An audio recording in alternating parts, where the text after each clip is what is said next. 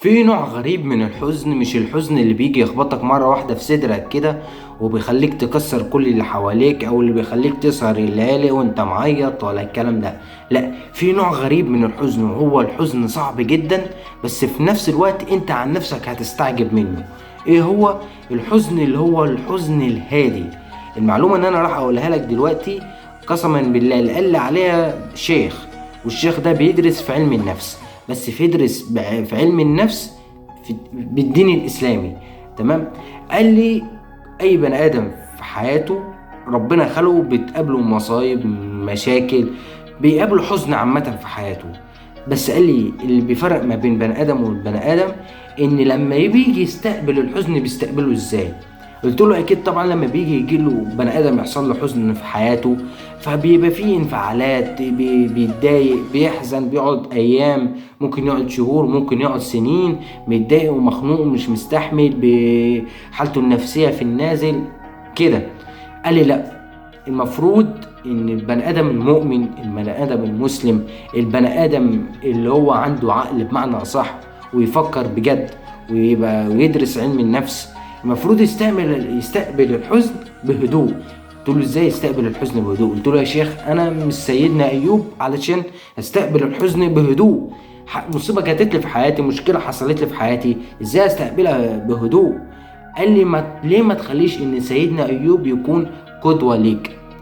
انا بصراحه لما قال لي كده سكت ما اتكلمتش، بس قلت له هو حلو بس صعب. قال لي ما هي المشكله في كده، قال لي التجربه هي بداية الخطوة في تجنب أي شيء سلبي بيحصلك في حياتك. أي حاجة تتجنبها سلبية هتبدأ من التجربة اللي أنت هتاخدها دلوقتي اللي هي الخطوة اللي أنت هتاخدها دلوقتي. فأنت عايش حياتك استقبل الحزن. في مصيبة حصلت لي، في مشكلة حصلت لي، أنا تمام. مشكلة تقيلة عليا، أنا هستحمل. أنا مش قادر خلاص جبت آخري، هستحمل. أنا خلاص هشد في شعري، هستحمل. ليه؟ مفيش حل غير كده. انت دلوقتي مصيبه جاتت لك، مشكله حصلت لك، هتنفعل وتتضايق وعصبيتك هتعلى والدنيا هتخرب معاك وممكن تتجلط فيها، ممكن يحصل لك خلل في جسمك من جوه، تحصل لك مشكله لا قدر الله. طب ليه؟ مصيبه جاتت لي، مشكله حصلت لي، هستقبلها بهدوء. مشكله تقيله عليا، احاول ان انا استقبلها بهدوء، احاول على قد ما اقدر. على فكره ده مش ضعف، ده قوة، وقوة تقيلة قوي. يعني مش اي حد، انت عندك 99% من البشر لو جبت له كوباية شاي ناقصة معلقة سكر يقوم يتخانق ويعلي صوته ويعمل زي الديك اعلى علو صوته. طب وليه؟ انا مشكلة كده حصلت لي هستقبلها، مشكلة تقيلة هستقبلها، مش قادر هستقبلها وهستحمل على قد ما اقدر. وساعتها انا اصلا تلقائيا بهون على نفسي. لما انا استقبل الحزن ولا المشكلة ولا المصيبة بهدوء فانا بهون على نفسي، مش بحتاج لحد علشان يهون عليا، مش بحتاج ان انا افتح السوشيال ميديا علشان تهون عليا، مش بحتاج لاي حد في الدنيا ان يهون عليا.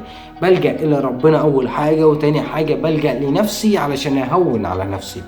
فهي المعلومة اللي قالها لي الشيخ اللي هو بيدرس في علم النفس، بس بالدين الاسلامي، قال لي ان لما المصيبة تجيلك ولا اي مشكلة تحصل لك استقبلها بهدوء، استحمل.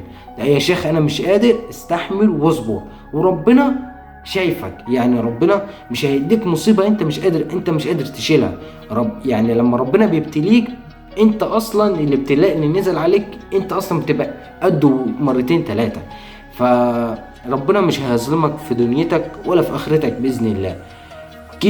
دي كنصيحتي ليك، وانت حر في حياتك، وانت حر ازاي تستقبل الحزن، ازاي ما تستقبلوش، ازاي تنفعل، ازاي ما تنفعلش، يا رب حتى تشد في شعرك. انت حر في حياتك. كان معاك يوسف مؤمن، سلام.